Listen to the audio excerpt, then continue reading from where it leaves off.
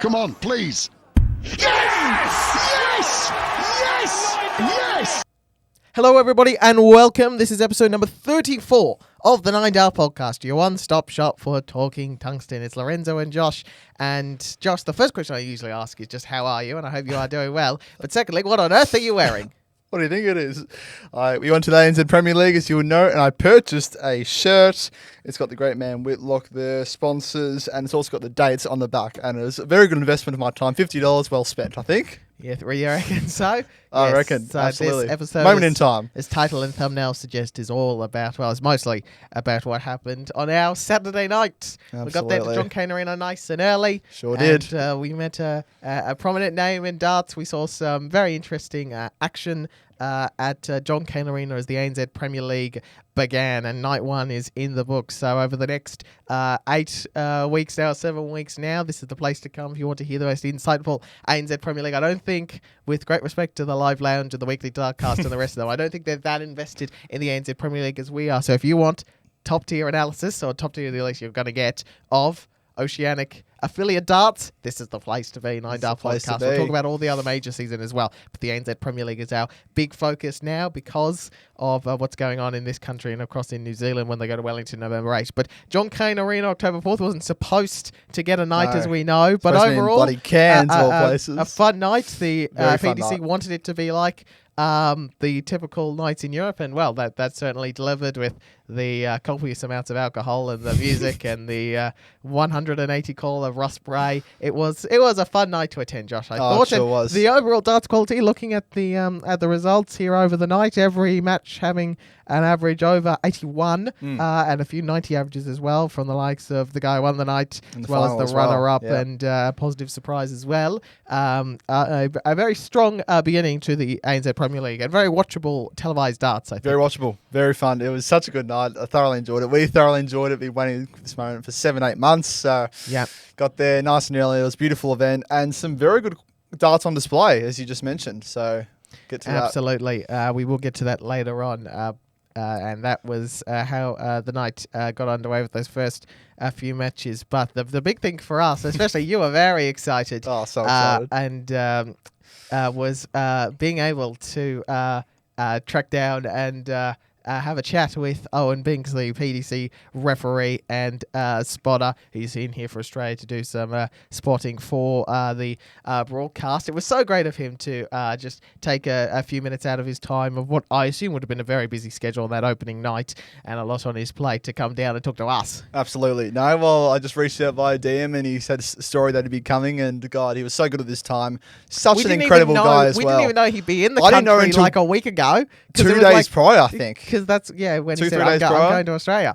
And I reached out, and then for the fact that he actually responded, number one, and number two, initiated conversation, though he was willing to actually spend 5 minutes of his time to speak to us of just two random guys from Melbourne talking about darts was incredible. Yeah, so fantastic stuff. Thank you very much for your time, Owen. You're such a good guy, and we posted a interview with him, which is live on our TikTok and our Instagram. Make sure you look at that. I asked a few questions about the great man. He had delivered some pretty nice responses, some very, very cool insights. You know what the big takeaway is from that is that you are significantly taller than the both of us. Yes, I am, but it's a full head, and it's that your head's like above, not even at us. So anyway, representing extra time with our shirts, yes, which is very cool. That was good. So we did a couple of different things on that night. Yeah, but me and Binksy was a great. It was great, and the World Grand Prix also has gone underway as well over in Leicester. That's the other big thing. We're in the midst of that tournament at the moment. We'll just talk about the first day and the first match of the second day because I haven't seen anything else and don't want to know. Yes. Because I'll go back later and watch it fresh. So, but strong start. Stephen Bunting won his first match. Sure did. I could have brought in the shirt, but it was a fine enough performance. We actually have the results here on this other slide. 97 average, which is very promising for a double start. 2-0 win over Nico Springer. He actually started very slowly in that first leg, but Nico Springer faffed about on the doubles, and then he ended up winning that leg, won the set 3-0, and ended up winning overall. But some interesting stuff in double start, proving to be a very dramatic format as it always is. It can be. Well, especially, I've always said it before, if you don't start on that double early and your opponent gets, a good 6-7 darts ahead of you, then more likely than not. You say more likely than not, and I'm going to bookmark that, post-it note that, and come back to it in a moment. We will. I know. But I know what you're referring to. There were some crazy moments around from darts in the the Indian qualifier. Gosh. Oh boy. Here are our legs into 94 darts and 118, all sorts of 118, 94. bizarro doubling attempts. The average for the entire tournament, God. as a tournament average, 46.67. That's like you'd average. I'm better than that. that. You're I'm better like than that. just on that I sort was of going to 50 say mark. we should Peaking up to early 50s. There were 3 events that worked together as a qualifier. The guy who won it, thank goodness he won it because he's clearly the best guy out there in the Indian dart scene. But gee whiz, it was not a not too pretty. Not a pretty showing from the Indian qualifier. 15.99, 12.74. Good grief. Yeah, we've wrapped up legs We've way done better than that. ahead of 94 and 118, and there was some similar crazy stuff. A crazy moment from Leicester included a big fish from Aspinall. Bang. Look at And that. how about straight in the middle. And how good of that for a 170? There was another great bull as well. There was one great moment for double 6 where he sort of blocks the double. Wayne Marder was insisting him to go to the right. He went to the left, and Wayne was like, no, and then he ended up hitting it. Never mind. Never mind. Yeah, that was amusing as well. That Aspinall-Humphreys clash, which Cool Hand ended up winning 2-0, but it still had some great moments. Yeah, so that was his 2 legs he won was the 170 and a double 6 when he blocked and probably went to the wrong end. Yep. But of the Oki, but still won it out, Aspinall. But the big story our big story, the best story, Jonny Tata continuing that great run of form on the DPNZ, Absolutely. winning the opening night in the history ever of the ANZ Premier League, and won the first ever match. So first match, first win, first leg, first nightly win. Just so much history for Jonny Tata. First 9 as well, or was that? No, sorry, that was Joe Comito. I'm pretty sure hit that. Hit the first 180. Yes. First. I'm pretty sure. I was about to go double check and go I through. think it was because I've got on video. The first 180 I've even got on video. Yeah. For the big Russ break, shouting it out at John Cain. Let me just go through all of this. I know James Bailey wouldn't have hit a 180. No. Oh no, Jonny Tata did hit a 180 along the way, apparently. Yep. Fifth leg. Fifth leg first match. There was a bit of drama in that particular leg. I think there might have been an issue with the way they put it into the system. Yeah, we saw that they were halting play for a good minute or two because I think it was Tata was. I think it was mostly James Bailey was having a It was Bailey. You're right. It was Bailey looking at the marker. He was doing it on the iPad and he was very confused. I think it was 120 finish, and then he was confused. Yeah. So weird stuff. Yeah, so that was a bit odd. I haven't gone back and seen the full vision to double check all of that. I probably should have. So that was a bit odd. But other than that, pretty straightforward in that opening match against James Bailey. Yep. And then very promising victory, 5-4 going to a last leg there against Joe Comito. Top on the DPA plays the DPNZ, 90 average plays 87. But then he saved his best for last.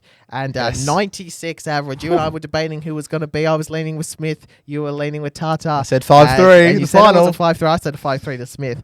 But coming back the other way, Jonny Tata getting the victory and saving the best performance of the night till last. And the second best performance was Raymond Smith, though you didn't really notice that because when a guy goes out and has the best average of the night, the second best sort of gets forgotten about. But Jonny Tata was one you were very keen on him coming into this tournament. Less so. Sure was. But he's proven himself almost immediately as very much deserving of a spot in this ANZ Premier League, and he has to be up there with the big names of Smith and Comito as well for the rest of this tournament. I think he's sort of the benchmark, as you will, of sort of like he's the big standard. He's like the top echelon of the sort of players. Obviously, we sort of know that some are sort of in that middle mix, some are probably going to be a bit down, but he's sort of the standard to follow for sure. Yeah, absolutely.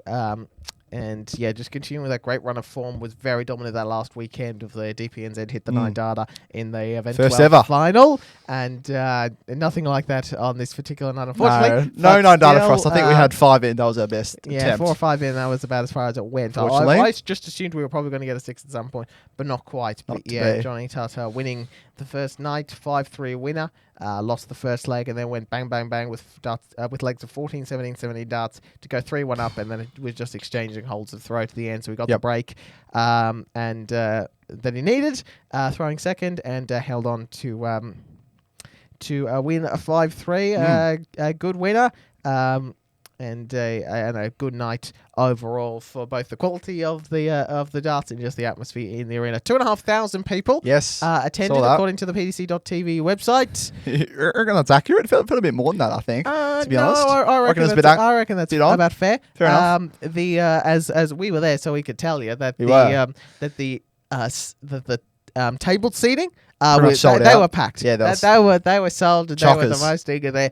But it was the tiered seating that was the most sparse, which is weird given it was the cheaper tickets. And I reckon, especially the spot we got, I was saying was this fantastic. So literally, imagine that's a stage. Rows of tables here. We were essentially, I reckon, a good 15, 20 metres to the right of it. And it felt like we had a table seat at the back, pretty much. Yeah, pretty much. It felt like that. The great advantage of tiered seatings is particularly from that first row. It's better because on the table, because you're up on a stage. Obviously, the players are up on a stage. Yep. That's how it works.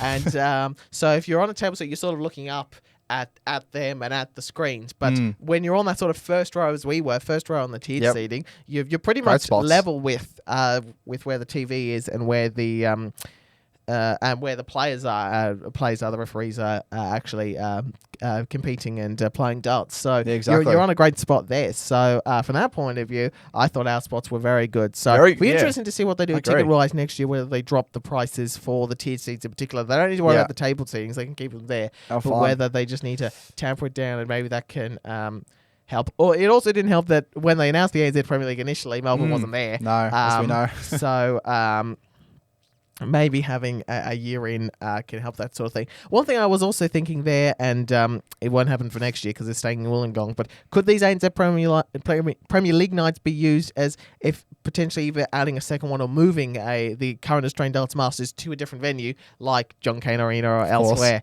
That would be that could be something that as a sort of second or even tertiary thing that the PC want to use with the ANZ Premier League is seeing what other places could host darts events outside of Wollongong if they ever lose that contract or whatever. Yeah. Do you know what the capacity is of that Wollongong one? I mean, it's probably a fetch for you, but it's like every time it's shown on TV, it's pretty full. I mean, I think it'd be bigger than John Cain, I think, but maybe, I don't know. Hopefully, John Cain can be featured more next year. We can go again next year.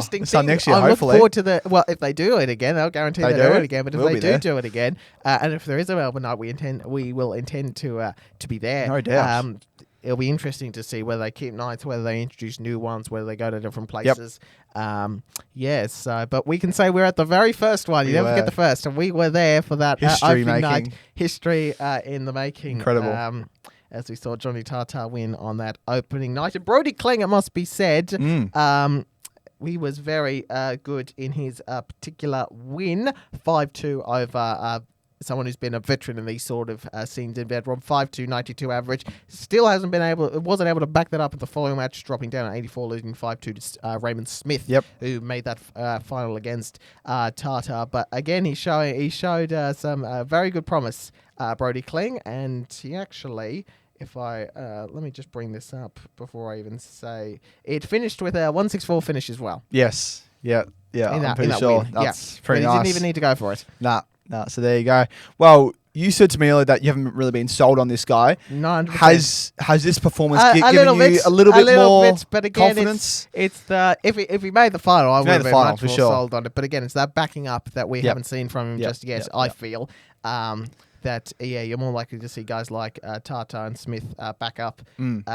Obviously, Smith had a big weekend in Korea at the World Cup, and I think he also played in an event the following day and made a final as well before losing to Lorenzo Josh. That sounds familiar.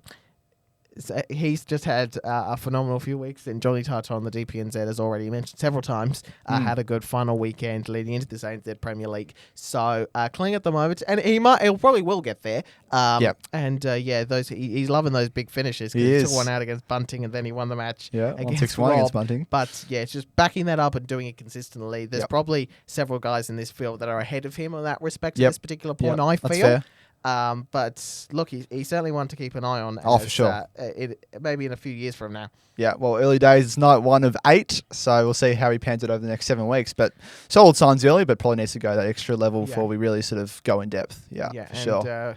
And again, just shouting out Raymond Smith, that just continuing to have great quality in that very good. opening very night. Solid. Brilliant match against Tim Pusey, who I'll come back to a bit later. Voice like Pusey, I'm just a little bit concerned about his chances, but even though it's actually got nothing to do with him, and I'll explain that when we get to the week ahead, I think. But we move to the World Grand Prix and just reviewing the first day of action because we're in the middle of the tournament as it is, and I don't know anything beyond day 2, match 1. But there was some big... hang on, have I put this the wrong way around. Why have I got... okay, I've made an error here. These were the winners of day 2, but I actually had the flops really should be the other way around. So it should have been Schindler, Dobie, and Wade were the biggest names who lost on day 1. But well done to Ratajski, Menzies, and John Cullen, by the way, who were winners in those events. They were in those matches. Christoph Ratajski as well, very dominant. But Schindler, but Dobie was in particular probably the biggest disappointment. I might actually even try and look to change that if I can. Go for it. He was the most disappointing in that particular match, given... Look, Menzies was a shambles last time. He was. Menzies was a shambles last time when they played each other.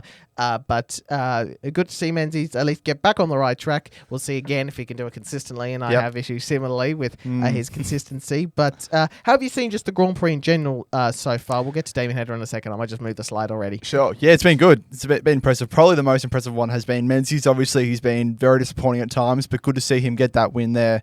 What was it? I thought Stephen was pretty impressive. He had the best average of that opening day, 97. Obviously, he won against Chris Dobie, who averaged 74 himself, so he wasn't great. But good to him. Bunting, yes, as you mentioned, very strong 97 average against Springer. That's what we wanted to see. Dane Noppert was pretty good as well. Well, the thing with Dane Noppert, he was good after the first set. He was terrible in the first set, and his doubling in was a bit of an issue. 3-1, 3-2. So beyond the set 2 and set 3, he was not too bad, but doubling in on that tops, which we know is his preferred double in general times, just wasn't coming to him as regularly. He doesn't quite, it's an interesting one with this Grand Prix. If you have doubles, someone like, I know he's out of the tournament, ironically, but someone like James Wade is versatile on double top and very good on double tops. 10, and we know it's same with Stephen has that sort of advantage to him because he usually likes to start on tops. I think a lot of these guys sometimes who don't mind tops sort of have that 9 data in the back of their mind. Probably. Certainly someone like Luke Littler definitely will, don't you worry. He's just chasing after all the 9s. I'm sure at some stage in his career he'll get one on the double start. He will. That'll be extraordinary. Guaranteed. That'll be extraordinary. For someone like Stephen, but he's just as versatile on double 16 as he is on top. So he has those options that you can go to, whereas sometimes those who aren't as versatile on those sort of doubles can let you down. And Rob Cross is another great one with both double 18 and double 16. Yes. And that doesn't feel like too awkward of a switch as well. He was a winner. That game against Vessel Nijman was probably the best match of the opening day. It was very close. Could have gone either way. Vessel just didn't get down at the ball, and I had him for the non-seed winning as well. So I actually lost on the first 4 matches of the day, and then looked in trouble when Danny Noppert went down 3-0 in sets, 3-0 in legs in the first set, but came back and was able to pick up a 2-1 victory in sets, and then Humphreys as well. Ruben van Barneveld wasn't too bad, I thought, against Gary Anderson. It was the right. timing wasn't quite as right. Average, not too bad. And 90 average in the end for Gary Anderson. Got over Good the contest. line. And once Stephen Bunting got off a sluggish first leg, where Springer missed starts doubling, and he was able to win that a leg he really shouldn't have. He powered his way to a 2-0 victory, so I was very happy with that. But the disappointing moment was Damon Hatter, and you said earlier about getting off to a big head, starting legs helping you. Damo got that. After it took something like 8 darts for 7 or 8 darts for Luke Woodhouse to get in, and then he went 180, 180, 90 and 3. With Hatter back on 79 as well. Yes. So literally from that point, it was 9 perfect darts essentially, or 8 perfect darts. Have you look at it? Yeah, it's so frustrating. It's so frustrating. It is unbelievable how we can't get out of this first round of this bloody tournament. And again, it's not like he's terrible at double start. He's probably not the best in this field, but if we sort of look at comparison to other players, he really should be winning matches, and this is why Damon Hatter isn't really in conversation for Premier Leagues as much as he ticks a lot of the boxes. He does. And why it's remarkable that he's in the top 10 because he's never got anything more than the basic prize money that everybody gets for the Grand Prix, and it's a big rank. It's one of the biggest ranking events. So it is. Of all his tournaments, let me just bring up his his where is it? Is it performance timeline? Yeah, there it is. Well, again, when you look at all these tournaments, it's just the World Match Play a little bit as well, where he's gone out the first round, but he's made one quarterfinal in the World Match Play. And he's never gone beyond the last 16 at the Worlds, which doesn't help him as well. Just a lot of quarterfinal exits in here. In and amongst a lot of blur, and then his best event is the World Cup, where every year except for 2024, he's made at least the quarters. Yep. And the one year got beyond the quarters, he won it. 2022, of course. 2022 with Simon. So, so it's right. He got up to 1 number 8 by the end of last year. He's still around that. Actually, I don't want to go to dusrankings.com because that'll tell you live who's won. No, yeah, probably not. Don't do that. Good. Well, he was the 11th seed for this tournament, though, wasn't he? He was 11. I'm pretty sure. Yeah, sounds familiar. Check that for me again. I don't want to accidentally read something, but yes. So actually, the last couple years at the Masters, and we know it changed format and it's become ranking. Getting to a quarterfinal there certainly helped. Last 16 at the UK Open as well helped. But yeah, it's just. Damn World Grand Prix. First round. How is this happening? I don't know. His floor form, as we know, has always been pretty good at those Players Championship events and Leicester or wherever. He picked up a couple of wins. Always been good. It's just last year went to a final in the most recent one, which we'll get to later. Yes, it was seed 11. Yeah, the 11th Josh seed. Rock was so he's seed still 10. in that top 16 comfortably so, and will be for foreseeable amount of time, because those Pro Tours, which are the bulk of the tournaments you play, even if it's not a bulk of the money, is guaranteeing spots. He's going to be at the European Championship. Yeah, I don't know will he be at the Slam? He's no guarantee for the Slam now. So, though that tournament's always a bit of a mess with its qualification, just sort of being in the midst of it. Once you get to the end, it's like, oh yeah, that makes sense. But now, at this particular stage, so let's see who's in the Slam at the moment. Little Humphreys, Van Gogh, Rock, Gurney, Lukeman, Wade, Clayton Price, Bunting and Aspinall are currently in position of the European Tour Order of Merit. And yes, so the fact that Damo's won a couple probably isn't going to be enough, at least at this particular stage, particularly if we get a rando finalist at one particular point who isn't qualified through any means already. So, yeah, he's going to need to come through the qualifier, which I'm pretty sure he has done before. But, yeah, it's looking a little bit just... It's the thing about Damon. He should be in the top 10. He should be making, quarterfinals at these events more often. But it's just frustrating how this keeps happening. It is. And it's most frustrating this Grand Prix because I don't understand, because it's 2-1 in sets as well. Every single first round. Same scoreline, same method of play. Well, he out-averaged him as well. So he's played 5 matches at the Grand Prix. Every one of them has gone to the third set. He's out-averaged his opponent 3 times, and 1 year was exactly the same. And he keeps losing. Why does this keep happening, Josh? I don't know. Oh, Ask him in person. what is going DM on? him. Go, Damo, what's going on? Prix. It's just... It's a curse. It's like some hoodoo that, like, every time it's the same scoreline, the same scoreline, method of play. Same average. I thought when he got away, I thought, finally, this is going to be the time. And then Woodhouse goes 180, 180. No! And the worst part was, in that particular time, when he hit those 6 trebles, Damo didn't hit any.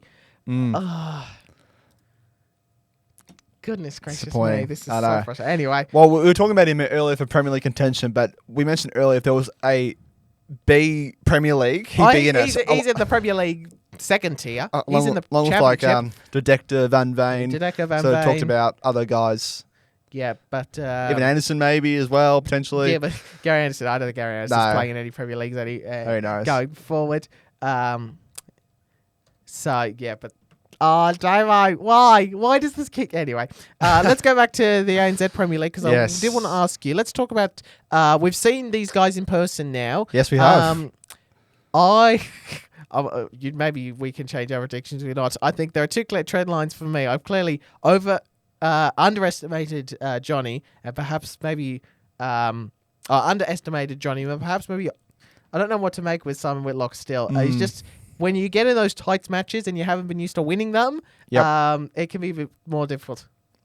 Yeah, I agree. Well, Whitlock was pretty disapponing. I mean, it was just a fraction of his game. His doublings weren't great. But he wasn't too bad. But it's just, his doubles sort of let him down. Smith, obviously great. Pusey, pretty good. Klinge. James Bailey very disappointing Yeah, I think first James match Bailey, of the night.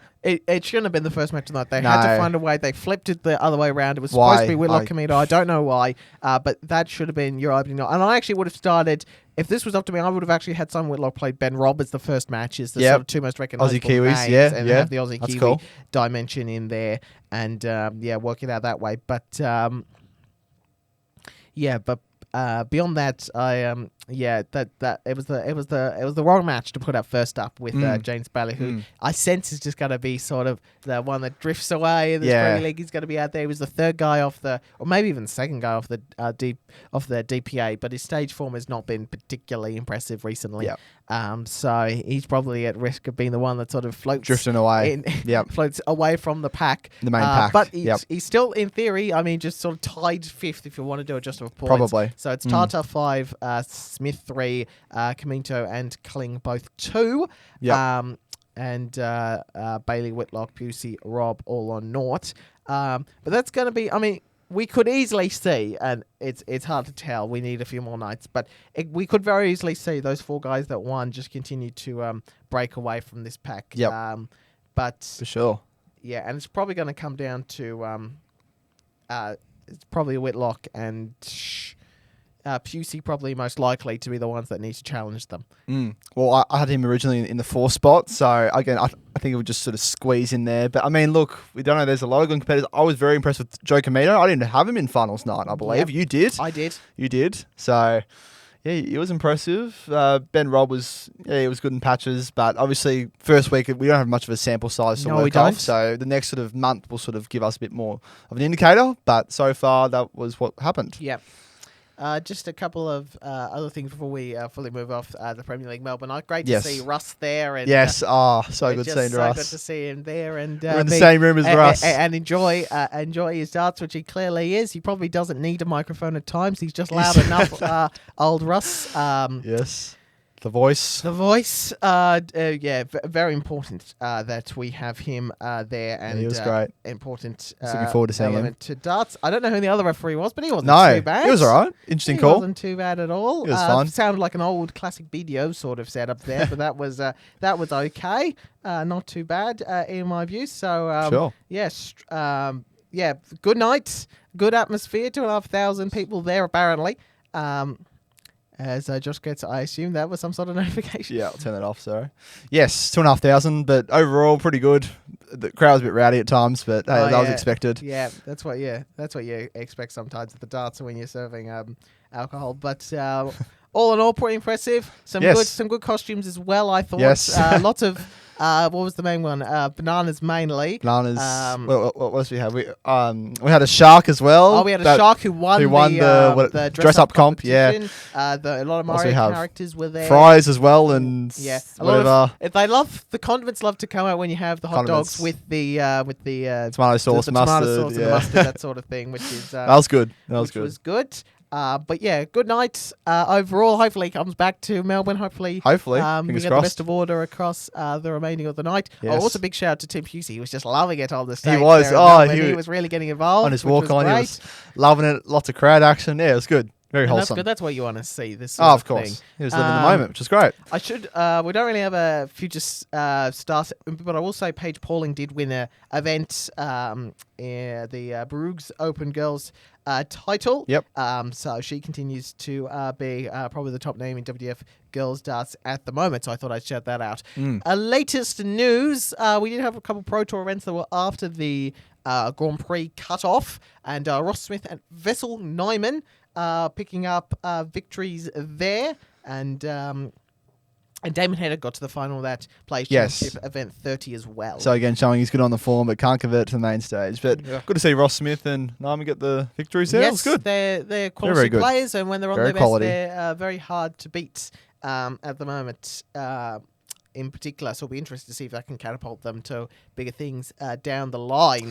This is all you. This is the Caribbean tour, the CDLC finished. Jesus Salote, I'm probably pronouncing that surname wrong, but he was able to hold on. It'd been a ding-dong battle between him and Rashid Sweeting, who unfortunately will not beat Ali Pally, the Alexandra Palace after being the fan favourite last year when he forget which way it was to walk on. He got a DM from a fan telling him to do the Cole Palmer celebration after hitting 180, which he did when he really should have switched to the 18s or the 14s, but and perhaps cost him a set. But anyway, against Jeffrey de Graaf. But the Argentinian was part of the Argentina World Cup team that made a run to the last 16 of that tournament on debut. So has stage experience. So great to see that going the.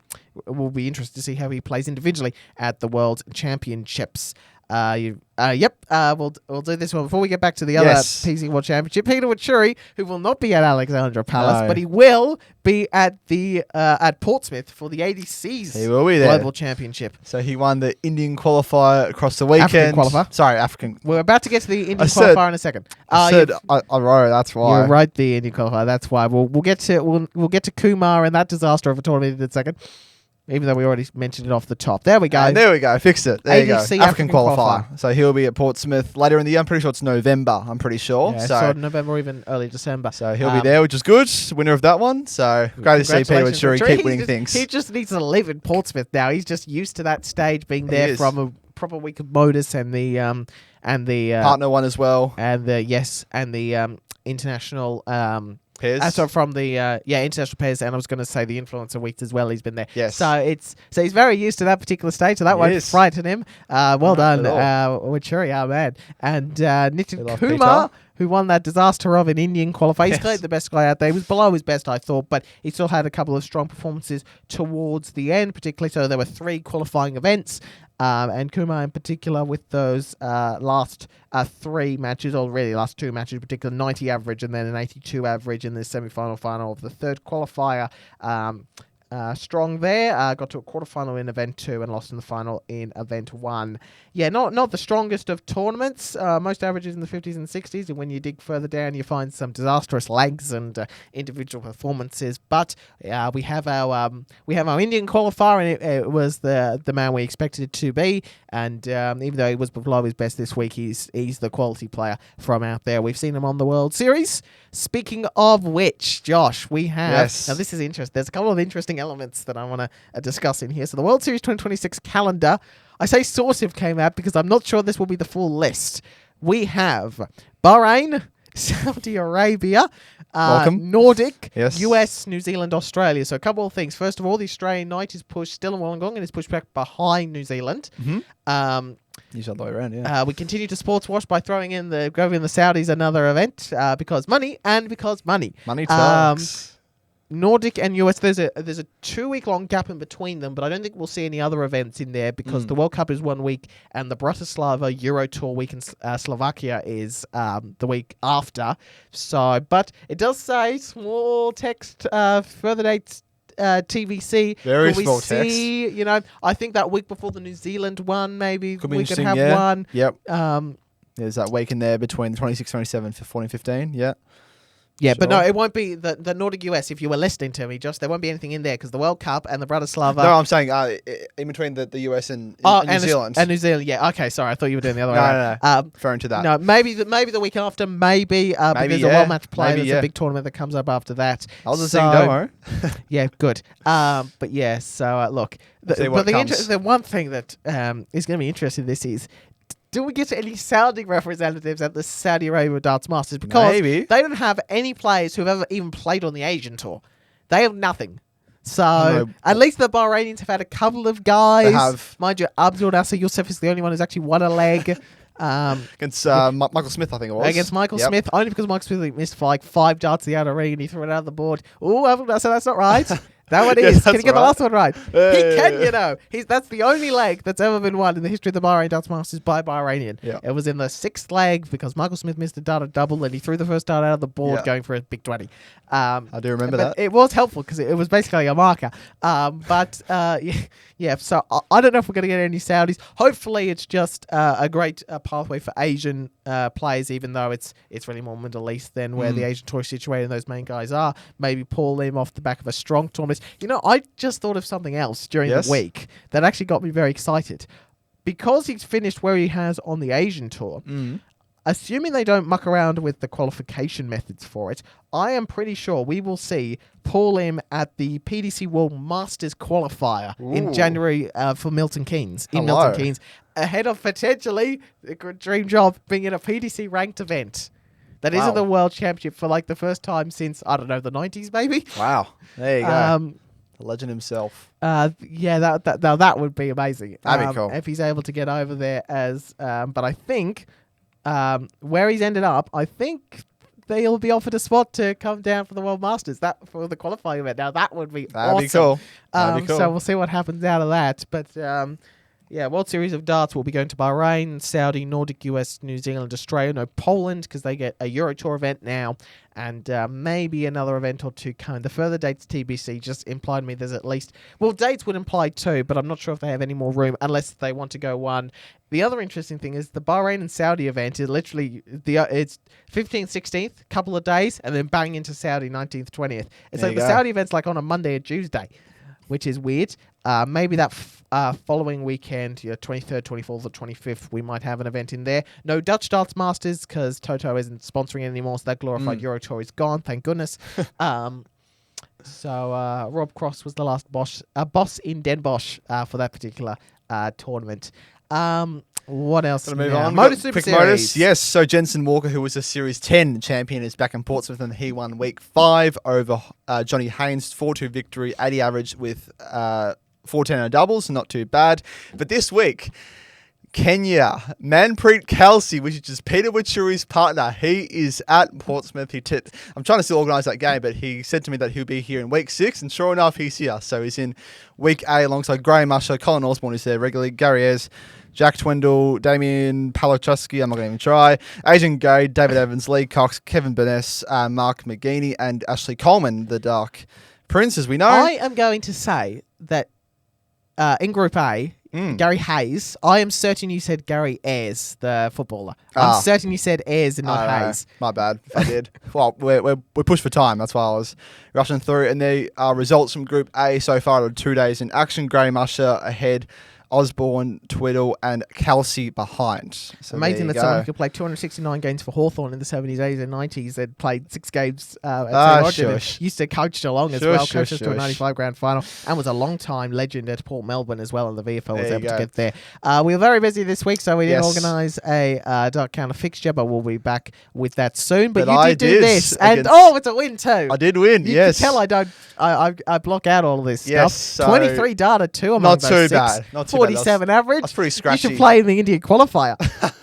You should maybe represent Saudi Arabia, or maybe you might get a game against someone like I don't know how the passport seems to work. Yeah, exactly. Yeah, so not too bad. First on average, bit lower than usual. I'm sort of around that sort of 55-ish, but not too bad.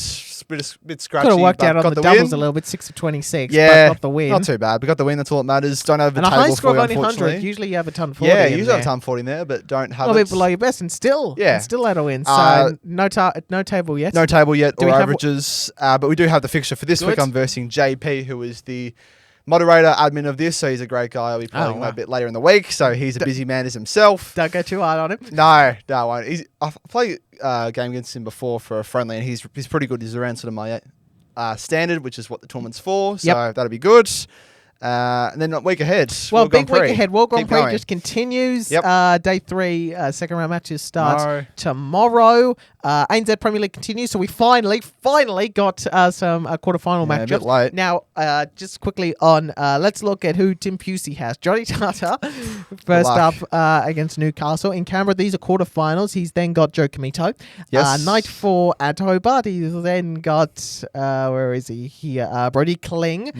Then night 5 is, then he's got Simon Whitlock. Night 6, he then gets Ben Robb, and then night 7, he is the last one to get to, I think, is the weakest player in the field, James Bailey. So that means he's probably got the toughest run there, and some of the more winnable matches really aren't to nights 6 and 7. So I say most likely to win matches. So he could find himself being like our Stephen Bunting of this ANZ Premier League, a player really should be playing better. I may even win a night out of nowhere, but probably doesn't get may not get particularly close, but he's got Jonny Tata this week in the opening game in Newcastle, so that's going to be very tough. That'll be good.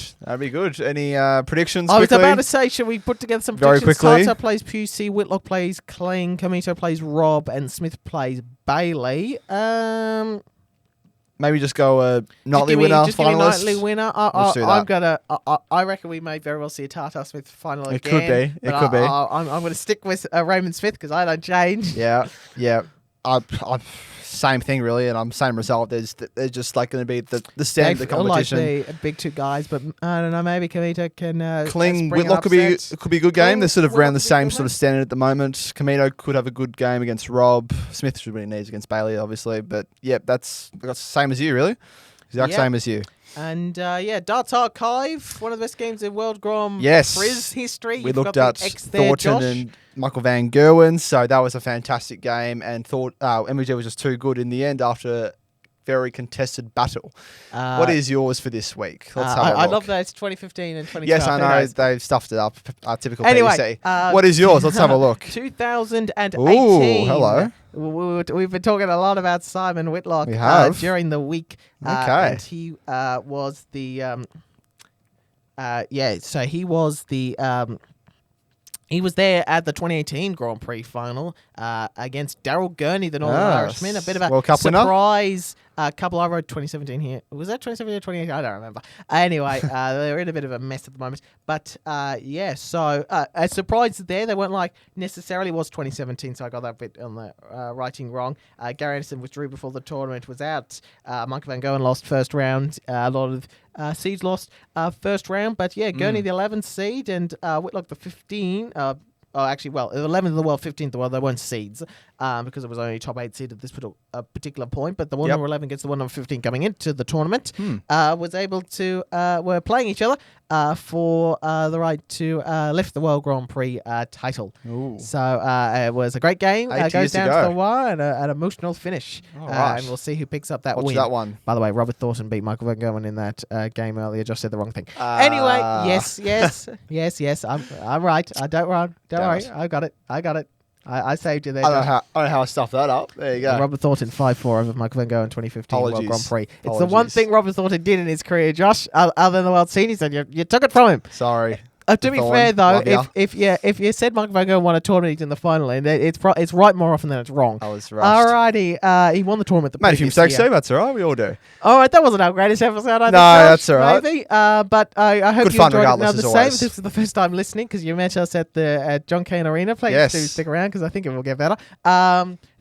Look, tons of content on Premier League as well. Yeah. It's been going really well, so thanks for all the support. Lots of content. I did write a review of that opening night, which is available on nexttimemedia.com. We didn't exactly promote it because we've been busy with other things. I'll do that for you. But so that's how it all wraps up. Jonny Tata, winner of the opening night, and a very strong performance. 96 average is very good in this quality field, and the 93-94 we saw from Raymond Smith in that final was fantastic. Absolutely. Make sure that you don't put in the wrong scores on your Dot Connect, or James Bailey won't be happy. And stick around for more exciting darts content. They're in Newcastle next week. Leicester continues. I look forward to catching up on all that happened today in the Grand Prix. Yes. And we'll see who wins. Tons as always. Who is the leader in the double starts. Yes. And should be an interesting next week. Absolutely. I think it's the final Euro Tour events coming up as we head into this big time of year with so much going on, Josh. Christmas and is it's around so the corner. exciting. Rally-pally. Get excited. And one of those, the winner of that ANZ Premier League will be there absolutely. Who will it unless be? it's We'll Raymond find Smith. This has been unless it's Raymond Smith, in which case he will not be there. This has been the 9 Dal Podcast.